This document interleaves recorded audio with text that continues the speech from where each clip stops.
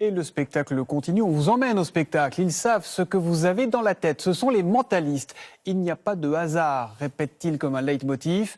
Popularisés par une série télé, ils sont très à la mode. Leurs shows nombreux affichent souvent complets. Caroline Sins et Vivian Roussel ont tenté de les prendre à leur propre jeu et d'aller lire donc dans leurs pensées. Ce sont les nouveaux magiciens. Ils devinent vos pensées, percent vos secrets. Ces hommes sont des mentalistes. Je ne suis pas un voyant, je n'ai pas de pouvoir surnaturel. C'est du mentalisme mélangé à la magie et c'est plutôt de la magie mentale. Un mot choisi au hasard. Stop, est-ce que tu vois le premier mot en haut à gauche? Faut pas dire. Qui se retrouve sur le bras de cette spectatrice. Regardez, c'est marqué partout. Et une dernière. Ce spectateur tire des cartes.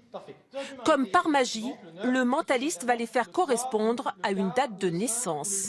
Ou n'importe laquelle de ces cartes, évidemment. Mais vous avez choisi précisément cette combinaison. 1, 2, 3, 4, 5, 6, 7, 8. Quentin, venez vous placer juste ici. Pourriez-vous nous donner, s'il vous plaît, votre date de naissance? Jour, mois, année, haut et fort. 31 décembre 1986. Alors retournez-vous, le 31 décembre, le 3-1 pour 31, 10 et 2, 12 pour le mois de décembre, 1, 9, 8, 6 pour 1986, le 31 décembre 1986. Victor Vincent et Antonio, deux mentalistes aux univers différents. Comment se préparent-ils? Quels sont leurs secrets? Leur principal outil professionnel, une mémoire exceptionnelle qu'ils travaillent chaque jour. Moi, j'aime bien au niveau des cartes mélanger un jeu, et puis essayer de le mémoriser comme ça. Mémoriser 52 cartes, ça fait un peu travailler ma mémoire.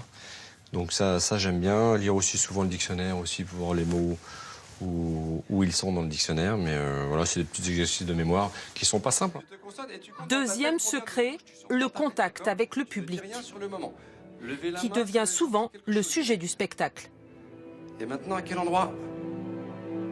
Sur le dos? Et combien de fois? Montre avec le doigt. Que tout le monde voit bien. Quand je choisis quelqu'un dans le public, je sais déjà qui je vais choisir. La personne qui va jouer le jeu, la personne qui va être concentrée, la personne qui va être un petit peu dans la lune. Elle, je vais pas la choisir parce que ça va pas aller. Deviner les pensées de quelqu'un, c'est écouter ce qu'il a à dire même lorsqu'il ne parle pas. C'est faire attention à lui. C'est vraiment de se lier avec quelqu'un qu'on ne connaît pas. Et ça m'intéresse. 1, 2, ouvrez les yeux, 3, haut et fort. Colette, oui. C'est une série américaine qui a lancé la mode auprès du grand public. Le héros aide la police à traquer les criminels en devinant leurs pensées. Vous avez du mal à dormir. Votre couleur favorite, c'est le bleu. Vous êtes médium? Non. Les facultés hors normes des mentalistes intriguent les scientifiques. Les mentalistes, très probablement, ils ont développé leurs capacités perceptives et attentionnelles qui leur permettent sans doute, comme avec un sixième sens, de percevoir très finement l'état d'esprit de la personne qui est en face, ce qu'elle pense, qu'elle aime, ce dont elle a peur. Et donc ils perçoivent sans doute des indices presque subliminaux. Et quand le rideau tombe, le mystère reste entier.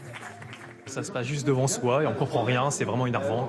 La question, comment il fait? Comment il arrive à faire tout ça? Les mentalistes gardent leurs secrets pour mieux étonner leur public.